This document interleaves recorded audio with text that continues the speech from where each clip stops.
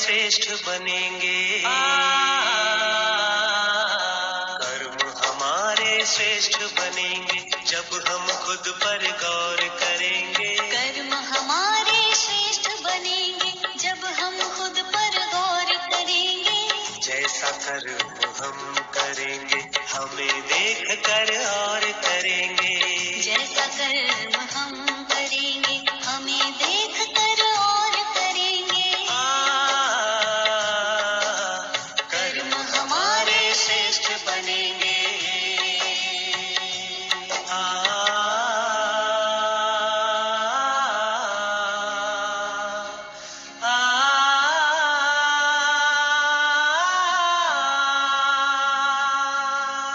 कर्म में दिव्यता, वाणी में मधुरता, खुश रहता और खुशी बांटता। कर्म में दिव्यता, वाणी में मधुरता, खुश रहता और खुशी बांटता। निर्मोही के तौर करेंगे।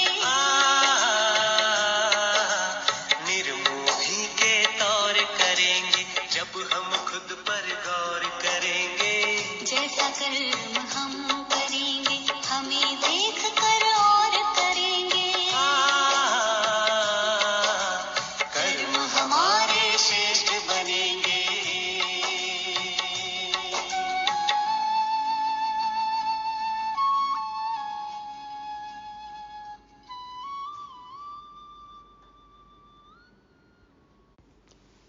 ओम शांति।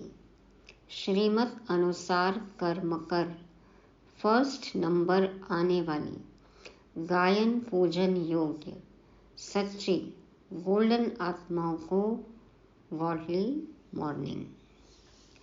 अव्यक्त मिलन मनाया होगा सभी ने। क्या समझाने दी बाप दादा ने, एक बार रिवाइज करेंगे पॉइंट्स। बाबा ने पूर्वज आधार मूर्त आत्माओं से कहा कि आप हो मास्टर ग्रेट ग्रैंड फादर, तो अन्य आत्माओं की हमें पालना करनी है, उन्हें भी शक्तिशाली बनाना है, एक एक पत्ते को सकाश देना है। योग में परमधाम और कल्प वृक्ष में स्वयं के स्थान को अनुभव करना है, सदा निर्विघ्न रहना है और बनाना है। आत्मिक दृष्टि हो, आत्मिक वृत्ति हो। एक बार फिर से याद दिलाया बाबा ने इस पूरे सीजन का होमवर्क। दुआएं लेना और दुआएं देना। महादानी वरदानी हमें बनना है।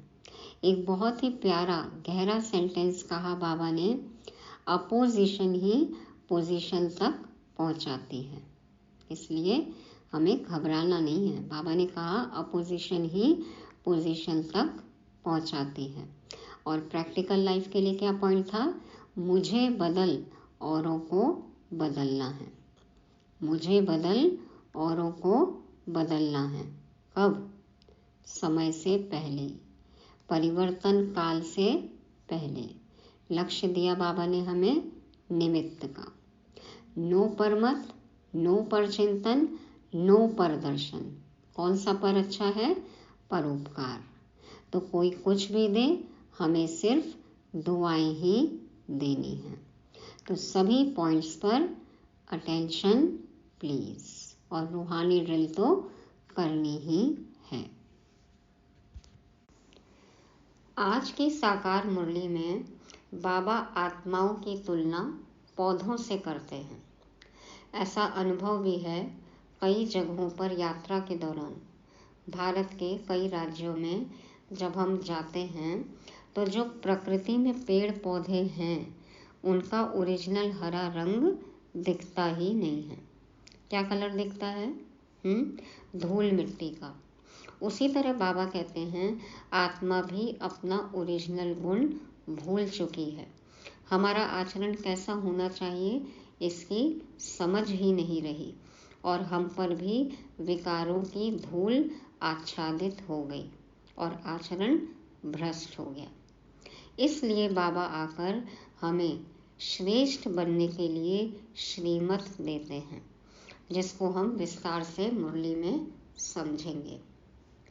बाबा हमें ज्ञान परी बनाने का इतना श्रेष्ठ कार्य करते हैं, और हम क्या करते हैं उनके साथ? इनाम देते हैं? क्या करते हैं? उनका ही नाम रूप गुम कर देते हैं और महिमा में गा देते हैं कि सब कुछ करके उन्होंने अपने आप को छिपा लिया। और हमने क्या क्या किया, सब पॉइंट्स को विस्तार से सुनेंगे, समझेंगे। आज 2023 तीसरे माह की 3 तारीख की मधुर वाणी में तीन शब्दों में है ज्ञान का सार। निराकारी, निर्विकारी, निरहंकारी, त्रिनेत्री, त्रिकालदर्शी, त्रिलोकीनाथ, आदि, मध्य, अंत। इस तरह से होमवर्क हम कर सकते हैं। अभी सुनते हैं त्रिमूर्ति शिव भगवान वाच। मीठे बच्चे, जब स्वच्छ पौधों पर 5 विकारों की मैल चढ़ती है तब भ्रष्टाचार बढ़ता है। अब तुम्हें श्रेष्ठाचारी बनना और बनाना है। बाबा भी सैपलिंग लगा रहे हैं, नई कलम लगा रहे हैं। बाबा कहते हैं जब स्वच्छ पौधों पर 5 विकारों की मैल चढ़ती है तब भ्रष्टाचार बढ़ता है। हम देह अभिमान में आ गए, हमारे अंदर 5 विकार आ गए और देखो हमारा आचरण भ्रष्ट हो गया। बाबा कहते हैं कि अब तुम्हें श्रेष्ठाचारी बनना भी है और बनाना भी है। प्रश्न है, श्रेष्ठ बनने के लिए श्री श्री शिव बाबा की श्रेष्ठ मत कौन सी मिलती है? बाबा तो है ही श्रेष्ठ ते श्रेष्ठ, श्री श्री। तो बाबा कहते हैं तुमको श्रेष्ठ बनाने के लिए कौन सी मत मिलती है? उत्तर में कहते श्रेष्ठ बनने के लिए बाप की श्रीमत मिलती है। बच्चे कम से कम 8 घंटे मेरी सर्विस पर रहो। 8 घंटा भले उस गवर्नमेंट की सर्विस करो, लेकिन 8 घंटा मुझे याद करो व स्वदर्शन चक्र फिराओ।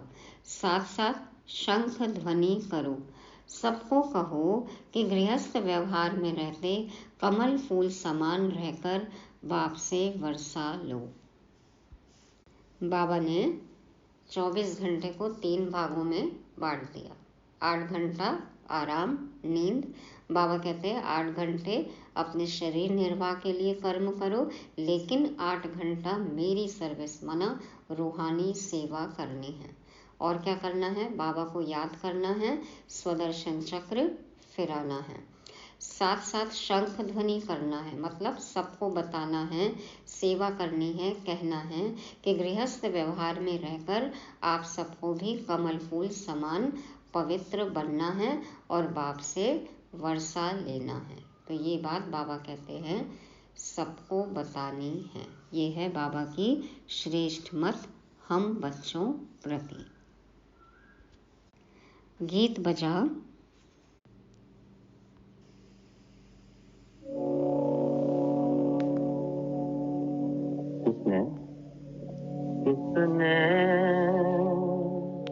किसने ये सब खेल रचाया, किसने ये सब साथ सजाया, अपने आप सभी कुछ करके अपना आप छिपाया, अपना आप छिपाया। किसने कोमल कोमल प्यारे पौधे, कोमल कोमल प्यारे पौधे, धान पान मतवारे पौधे, इनके ऊपर आकर चिढ़ती रंग रूप की माया, इनके ऊपर आकर चिढ़ती रंग रूप की माया।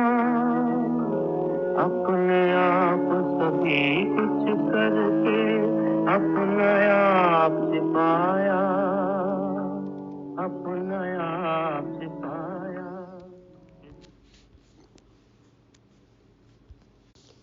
ओम शांति। मीठे मीठे बच्चों ने गीत सुना।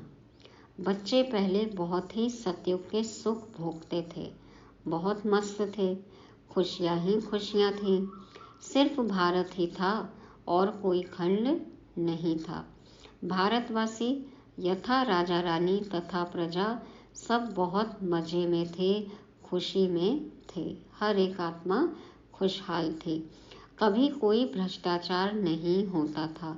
सतयुग में देवी देवता श्रेष्ठाचारी थे, जिन्हों की कितनी महिमा गाई जाती है।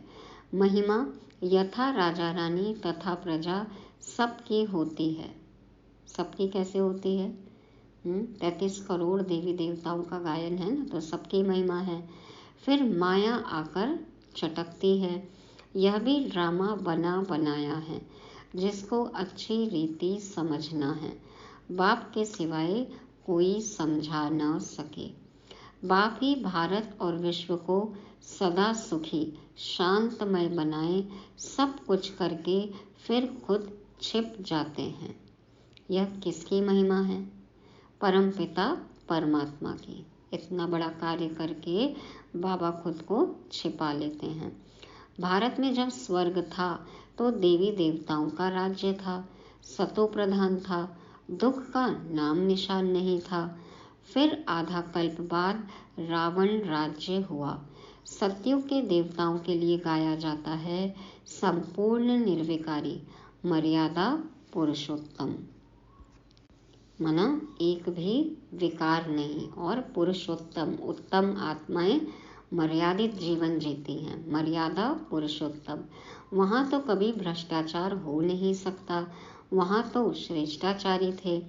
पौधे जो स्वच्छ थे, उन पर 5 विकारों की मैल चढ़ने से भ्रष्टाचार होते होते अब पूरा भ्रष्टाचार हो गया है।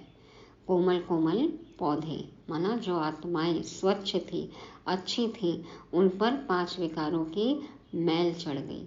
भ्रष्टाचार बढ़ता गया और अब पूरा भ्रष्टाचार हो गया है। राजा रानी तथा प्रजा जो श्रेष्ठाचारी थे, वह सब अभी भ्रष्टाचारी बन पड़े हैं। गाते भी हैं, मुझ निर्गुण हारे में कोई गुण नाही, आप ही रहम करो ओ गॉड फादर। रहम मांगते हैं, कहते हैं ना, मुझ निर्गुण हारे में कोई गुण नहीं, आप ही तरस परोई। तो आप ही रहम करो ओ गॉड फादर, रहम मांगते हैं। देवी देवताओं के आगे जाकर कहते हैं, हमको ऐसा बनाओ। ड्रामा को तो जानते नहीं कि वह फिर ऐसा कब बनेंगे। तो तुम श्रेष्ठाचारी थे, भ्रष्टाचारी का नाम नहीं था। इस समय सभी मनुष्य भ्रष्ट बन पड़े हैं, यथा राजा रानी तथा प्रजा। अब भ्रष्टाचारी से श्रेष्ठाचारी कैसे बन सकते हैं, यह कोई नहीं जानते हैं। यह है ही पतित दुनिया। देखो, सब चक्रव्यूह में फंस गए हैं और बाहर निकलने का कोई रास्ता नहीं। भ्रष्टाचारी से श्रेष्ठाचारी कैसे बने, किसी को भी पता नहीं है। बाबा कहते यह है ही पतित दुनिया, भ्रष्टाचार होना ही है। अब बाप कहते हैं, जो कुछ समझो वह फिर औरों को समझाओ। पहले खुद समझना है, फिर औरों को समझाना है। बाप की महिमा गाते हैं, अपने आप सब कुछ करके अपने आप छिपाया। किसने यह सब खेल रचाया? निराकार भगवान को आना जरूर पड़ता है। शिव जयंती मनाते हैं। कैसे आते हैं? अभी तुम बच्चे जानते हो। शिव है पतित पावन, उनको आना ही तब है जब सारी सृष्टि पतित बन जाती है। उसको आकर पावन बनाना है। 2-4 को तो पावन नहीं बनाएंगे ना। भगवान आए और सिर्फ 2-4 आत्माओं को पावन बनाए, ऐसा तो हो नहीं सकता। हर एक आत्मा को पावन बनाते हैं। तो यथा राजा रानी तथा प्रजा पावन थे, फिर अब यथा राजा रानी तथा प्रजा पतित हैं। अभी तो राजा रानी है नहीं। लेकिन देखो हर एक आत्मा अपने आप को राजा समझती है। जानते हैं राजे लोग थे, अब उन्हों की राजाई है नहीं। ब्रिटिश गवर्नमेंट थी तो साहूकार लोग, जमींदार आदि धन देते थे, टैक्स देते थे ना, लगान देते थे।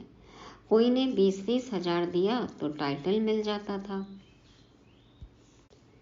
अंग्रेज उनको टाइटल देते थे। बाबा अनुभवी है ना, शिव बाबा ने भी अनुभवी रथ लिया है। दादा लेखराज जी है ना, उस समय था ना ब्रिटिशर्स का ज़माना, तो बाबा को तो पूरी नॉलेज है, अनुभव है।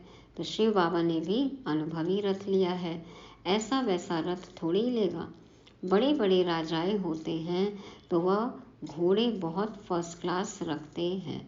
देखो अस्तबल होता था उनके महलों में, और बाबा का तो था ही राजाई घरानों में आना जाना, ब्रह्मा बाबा का, दादा लेखराज जी का।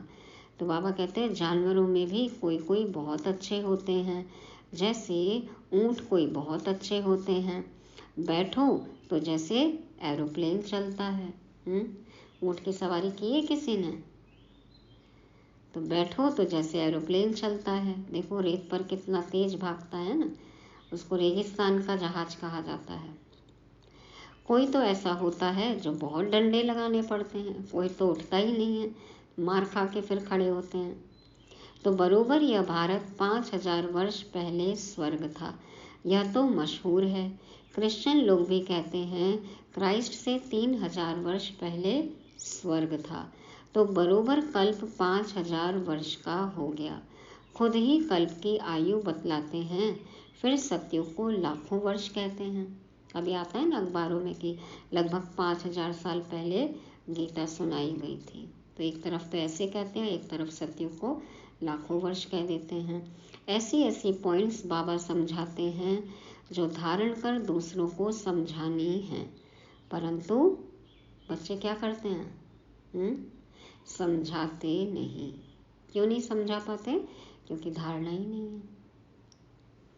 अभी तुम बच्चे जानते हो बरोबर हम श्रेष्ठाचारी थे, यथा राजा रानी तथा प्रजा श्रेष्ठ थे। शेर बकरी इकट्ठे जल पीते थे। इसका क्या मतलब है कि जानवर भी प्रेम से रहते थे, हिंसक नहीं थे। वहाँ कंस, जरासंधी, हिरण्यकश्यप आदि कुछ भी नहीं थे, कोई भी विलेन नहीं थे, कोई भी नेगेटिव कैरेक्टर नहीं थे। हिरण्यकश्यप आदि को सतयुग में और श्री कृष्ण को फिर द्वापर में ले गए हैं। रावण को त्रेता में ले जाते हैं।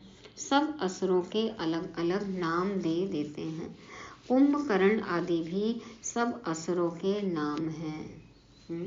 बाबा कहते हैं कुंभकर्ण भी असुर है। तो देखो हम बैच लगे हुए कुंभकर्ण तो नहीं है, अभी भी अज्ञान नींद में तो नहीं सोए हैं। तो बाबा कहते हैं अभी है आसुरी संप्रदाय, अर्थात आसुरी मत पर चलने वाले। अभी बाप आकर के श्रीमत देते हैं जिससे तुम ब्राह्मण से देवता बनते हो। परम पिता परमात्मा ब्रह्मा के मुख कमल से ब्राह्मण, देवता और क्षत्रिय धर्म की स्थापना करते हैं। परम पिता परमात्मा ब्रह्मा के मुख कमल से ब्राह्मण, देवता और क्षत्रिय धर्म की स्थापना करते हैं। दूसरा कोई धर्म वहाँ होता नहीं। सतयुग त्रेता में तो दूसरा कोई धर्म स्थापन हुआ नहीं है। दोनों युग की एज तो एक जैसी 1250 वर्ष है। सतयुग में दैवी राज्य, त्रेता में क्षत्रिय राज्य, सूर्यवंशी और चंद्रवंशी। यह सूर्यवंशी और चंद्रवंशी राजधानी किसने स्थापन की? क्या ऐसे कहेंगे कि चंद्रवंशी राजधानी राम ने स्थापन की, सूर्यवंशी राजधानी लक्ष्मी नारायण ने स्थापन की? नहीं, दोनों ही स्थापन करने वाला परमपिता परमात्मा है।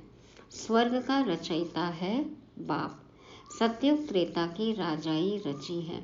गाया भी जाता है परम पिता परमात्मा ने ब्रह्मा मुख से ब्राह्मण, देवता और क्षत्रिय धर्म रचा। बाप कहते हैं यह जो तुमको ज्ञान सुनाता हूँ यह फिर प्रायः लोप हो जाएगा। इस्लामी, बौद्धि आदि जो धर्म स्थापन करके गए हैं उनका नाम, रूप, देश, काल आदि तो नहीं भूलेंगे। क्यों नहीं भूलेंगे? क्योंकि हमारे पास लगभग 2500 साल पहले से की हिस्ट्री जो है, जो इतिहास है, वो हमारे सामने है। तो उनका नाम, रूप, देश, काल, किस समय आए, कहाँ आए, कैसे थे, ये सब हमारे पास रिकॉर्ड में है, पता है। तो बाबा कहते हैं उनको नहीं भूलेंगे, उनको तो सब जानते हैं ना। यह देवता धर्म मैं कैसे स्थापन करता हूँ, यह ज्ञान सब भूल जाएंगे। क्यों भूल जाते हैं? क्योंकि सतयुग त्रेता के बाद में भी बहुत बड़ा परिवर्तन होता है, तो जो सारे सबूत हैं लगभग वो खत्म हो जाते हैं, इसलिए बाबा कहते हैं भूल जाते हैं।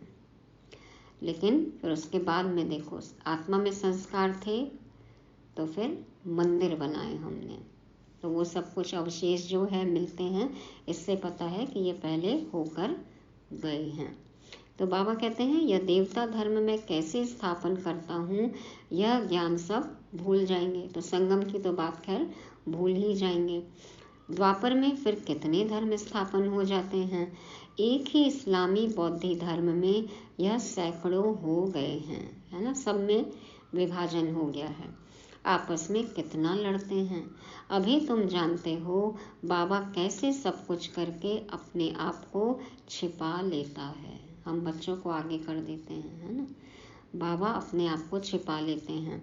स्वर्ग में जो देवी देवताएं थे उनको फिर माया आकर चटकी, देवताएं वाम मार्ग में चले गए, पूरे बेगुण बन गए हैं।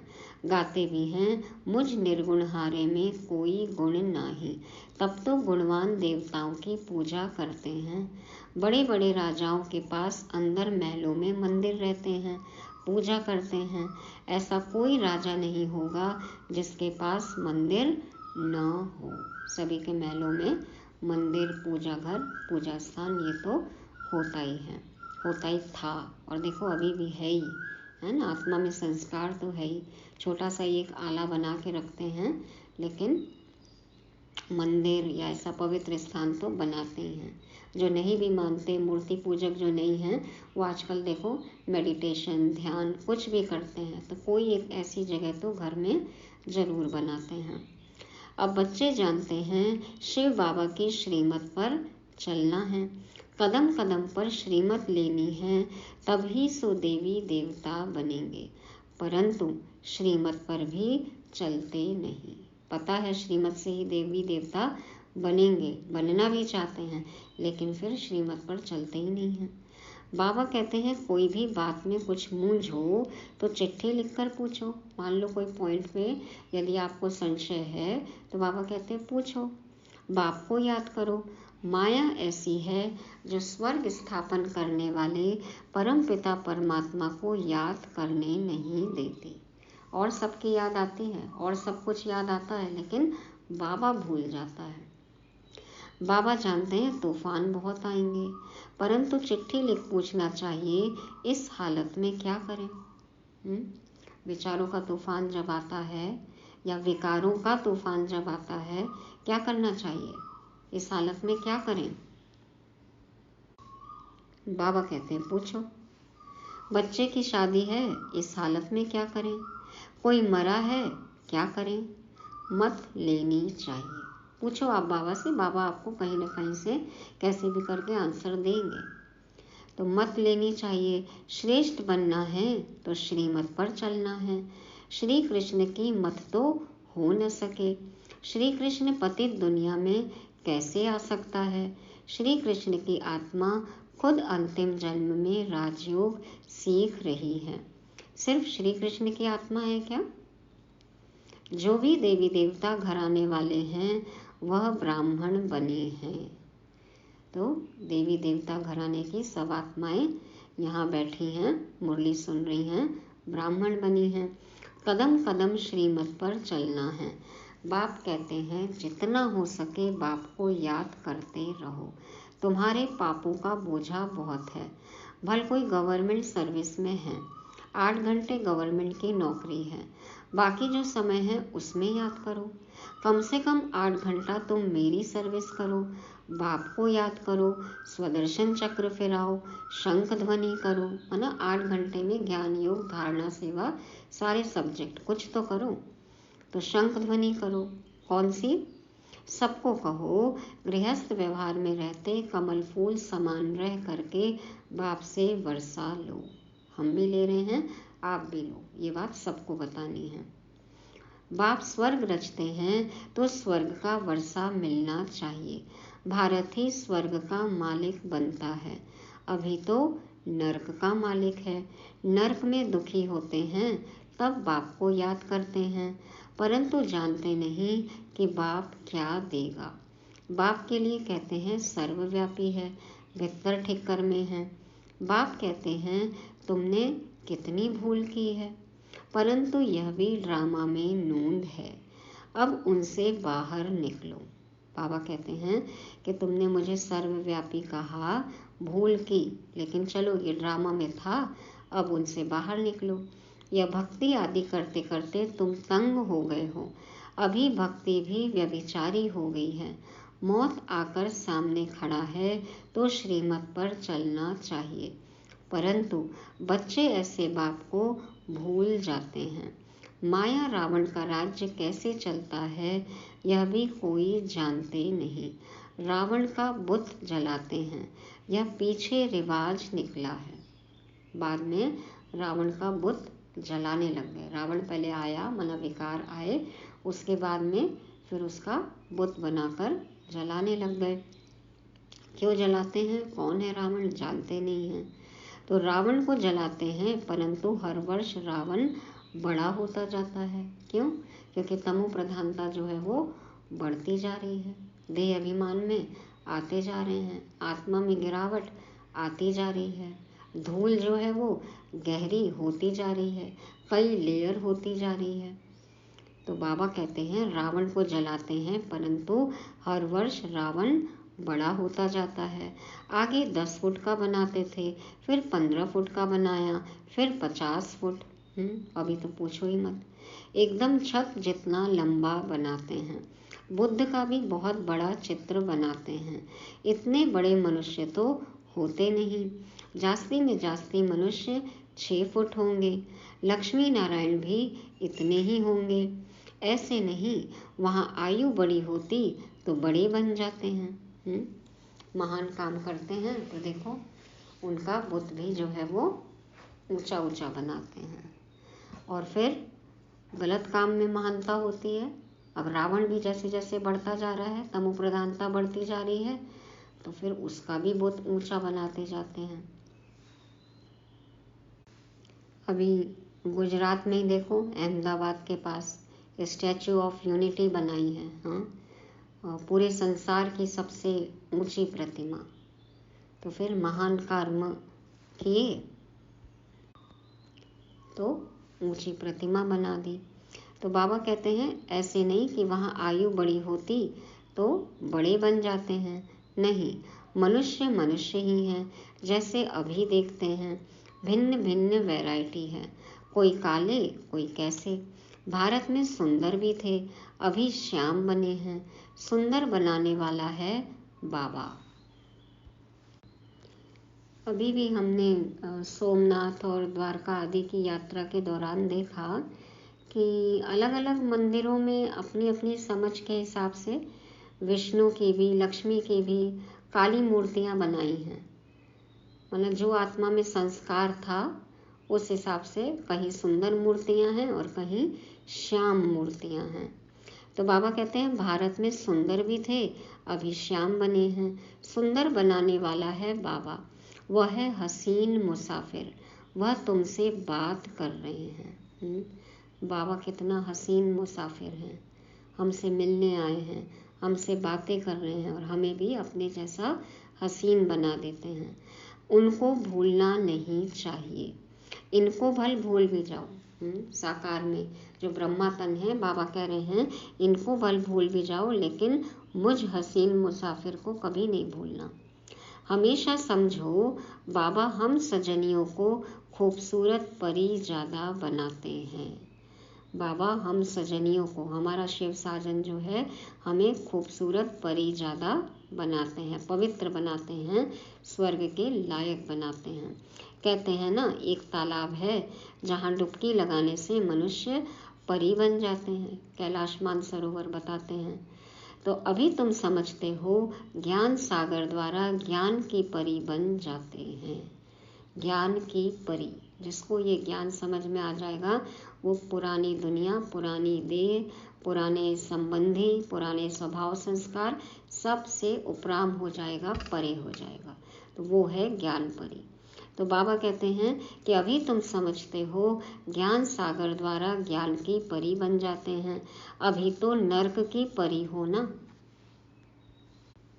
ज्ञान की परी, परे ते परे रहने वाले, परम धाम में रहने वाले बाबा के साथ रहेंगे। और नर्क की परी माना पूरा का पूरा पुरानी दुनिया में लिप्त रहेंगे, वो नर्क की परी। भले कितना भी कोई फैशन करे, पाउडर लगावे, कुछ बाबा ने उस दिन भी बोला ना, कितना भी कोई क्रीम लगावे, काजल लगावे, पाउडर लगावे, आर्टिफिशियल मेकअप करे, कुछ भी करे, फिर भी है तो नर्क में ना। कोई से भी पूछो यह स्वर्ग है व नर्क है, कहते हैं साहूकारों के लिए स्वर्ग है। स्वर्ग नर्क को भी जानते नहीं। तो श्रीमत का ख्याल रखना चाहिए। श्रीमत को भी जानते नहीं। जिसने इतना श्रेष्ठ बनाया, उनका नाम रूप गुम कर दिया है।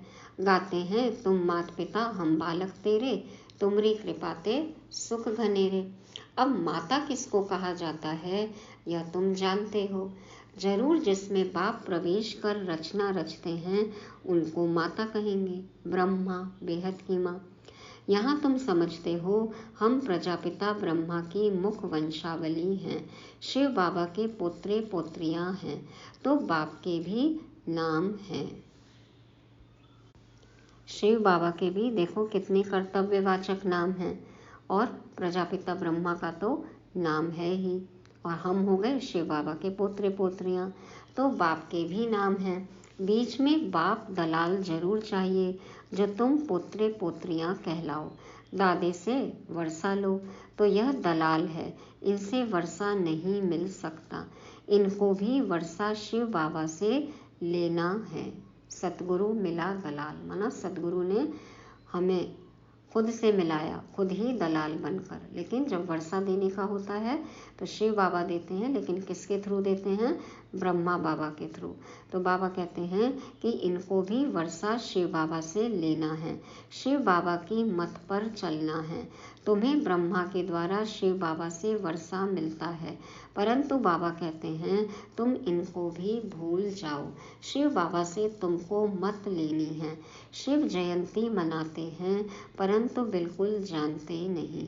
स्वर्ग बनाने वाले बाप का यादगार गुम कर दिया है, नर्क बनाने वालों के यादगार रख दिए हैं। दिन प्रतिदिन भ्रष्टाचार होता जाता है। कोई को अगर क्रोध आता है तो समझना चाहिए हमारे में यह भूत है, फिर हम श्रेष्ठाचारी कैसे कहला सकते। खुद में यदि कोई भी विकार है तो समझना चाहिए कि हमारे में ये भूत है, विकार है, हम श्रेष्ठाचारी कैसे कहला सकते हैं। तो फिर क्या करना चाहिए, तुम्हें श्रेष्ठाचारी बनने का पुरुषार्थ जरूर करना है। और श्रेष्ठ आचरण कैसे कर सकेंगे, जब श्रीमत पर चलेंगे। श्रीमत पर चलने के लिए श्रीमत सुननी है। श्रीमत कहाँ से मिलेगी, मुरली से। तो मुरली कभी भी मिस नहीं करनी है। तुम्हें श्रेष्ठाचारी बनने का पुरुषार्थ जरूर करना है।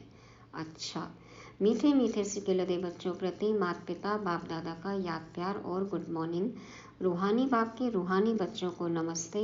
हम रूहानी बच्चों की रूहानी बाप दादा को याद प्यार, गुड मॉर्निंग और नमस्ते।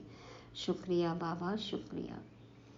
धारणा के लिए मुख्य सार है, पहला पॉइंट, बाप की याद और ज्ञान सागर के ज्ञान से सुंदर ज्ञान परी बनना है। कदम कदम पर शिव बाबा की मत जरूर लेनी है। दूसरा, श्रेष्ठाचारी बनने के लिए अंदर से भूतों को निकाल देना है। कोई भी भ्रष्ट बनाने वाला काम नहीं करना है।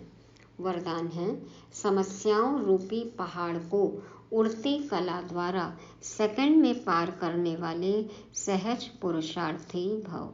समस्याओं रूपी पहाड़ को उड़ती कला द्वारा सेकंड में पार करने वाले सहज पुरुषार्थी भव। बाप दादा समझाते हैं, हिमालय पर्वत जितनी बड़ी समस्या को भी पार करने के लिए उड़ती कला की विधि को अपनाओ। सदा अपने सामने सर्व प्राप्तियों को इमर्ज रखो और उड़ती कला में उड़ते रहो तो समस्या रूपी पहाड़ को सेकंड में पार कर लेंगे। हमारी उड़ती कला कैसे होगी? जब हम ये सोचेंगे, ये बुद्धि में रखेंगे कि हमें क्या क्या मिला है, तो हम नशे में रहेंगे, उड़ते रहेंगे, तो कोई भी समस्या हो वो अपने आप हम पार कर लेंगे, सेकंड में पार कर लेंगे। सिर्फ वर्तमान और भविष्य प्रारब्ध के अनुभवी बनो। अभी क्या मिला है, अभी किसके साथ हैं और भविष्य में क्या मिलने वाला है हमें, बाबा कहते हैं ना, उसका अनुभव करो, क्योंकि पहला जन्म यही है। तो सिर्फ वर्तमान और भविष्य प्रारब्ध के अनुभवी बनो। जैसे स्थूल नेत्रों द्वारा स्थूल वस्तु स्पष्ट दिखाई देती है, ऐसे बुद्धि के अनुभव के नेत्र द्वारा प्रारब्ध स्पष्ट दिखाई दे। हर कदम में पद्मों की कमाई जमा करते रहो। जैसे कोई भी चीज़ है सामने, वो हमें इस आँख से एकदम साफ साफ दिखाई देती है, वैसे ही बुद्धि के अनुभव के नेत्र द्वारा जो प्रारब्ध हमें अभी मिली है और जो मिलने वाली है वो स्पष्ट दिखाई देना चाहिए। माना स्पष्ट अनुभव हो कि बाबा के साथ और बाबा से हमें क्या मिला है और आगे क्या मिलने वाला है, ये हमारे सामने साफ साफ एकदम स्पष्ट होना चाहिए। बाबा कहते इस तरह से अनुभव करके हर कदम में पद्मों की कमाई जमा करते रहो, क्योंकि बाबा को, घर को और जहाँ जाने वाले हैं सुख धाम को याद करते रहेंगे तो हर कदम में हमारी पद्मों की कमाई जमा होती जाएगी। तो ऐसे हमें सहज पुरुषार्थी बनना है। स्लोगन है, जो सबका आदर करते हैं वही आदर्श मूर्त बनते हैं। जो सबका आदर करते हैं वही आदर्श मूर्त बनते हैं। सभी आत्माओं के लिए हम अनुकरणीय आदर्श कब बनेंगे? जब हम सभी अन्य आत्माओं का, सर्व का आदर करेंगे तब। तो ये थी आज की साकार वाणी, और आज की वाणी को रिवाइज करने के लिए आज के 5 पॉइंट्स हैं। पहला, विकारों की मैल।